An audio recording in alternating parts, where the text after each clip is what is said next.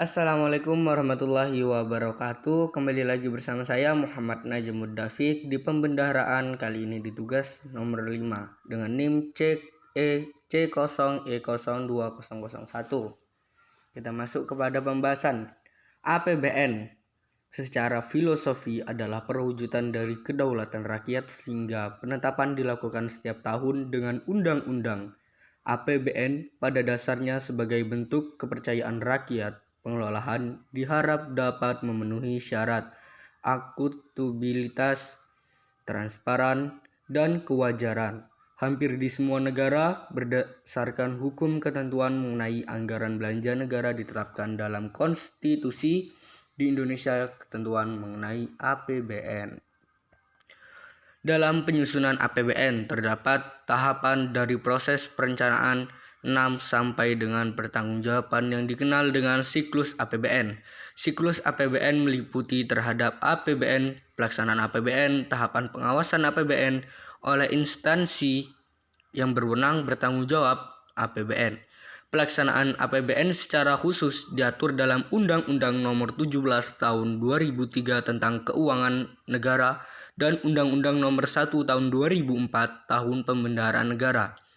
Pelaksanaan APBN di samping pembiayaan operasional pemerintah juga mempunyai implikasi penting terhadap perekonomian negara.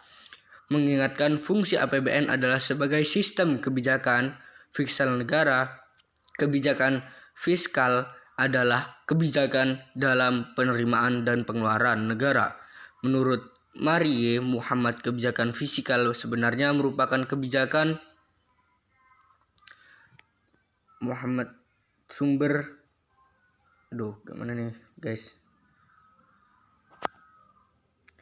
pemerintahan dalam alokasi pengeluaran negara tercantum dalam APBN. Maaf, tadi ada sedikit gangguan. Oke, kita lanjut. Penerimaan negara adalah jumlah pendapatan suatu negara yang berasal dari penerimaan negara dari pajak, penerimaan negara bukan pajak, serta penerimaan hibah dalam negeri di luar negeri. Penerimaan negara, penerimaan pemerintah meliputi penerimaan pajak, penerimaan yang diperoleh hasil penjualan barang dan jasa yang dimiliki oleh hasil pemerintah, pinjaman pemerintah, mencetak uang, dan sebagainya. Apa sih pengeluaran pemerintah? Pengeluaran pemerintah merupakan salah satu aspek pengeluaran sumber daya ekonomi secara langsung dilakukan oleh pemerintah dan secara tidak langsung dimiliki oleh masyarakat melalui pembayaran pajak.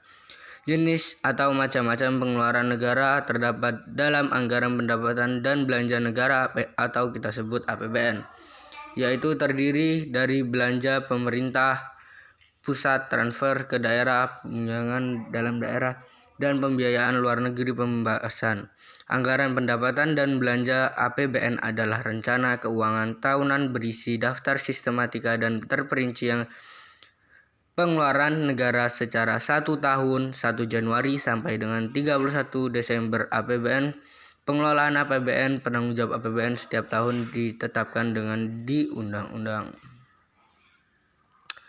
Jenis atau macam-macam pengeluaran yang terdapat dalam anggaran pendapatan belanja negara atau APBN, yaitu terdiri dari belanja pemerintah pusat, transfer ke daerah, pembiayaan dalam negeri, dan pembiayaan luar negeri.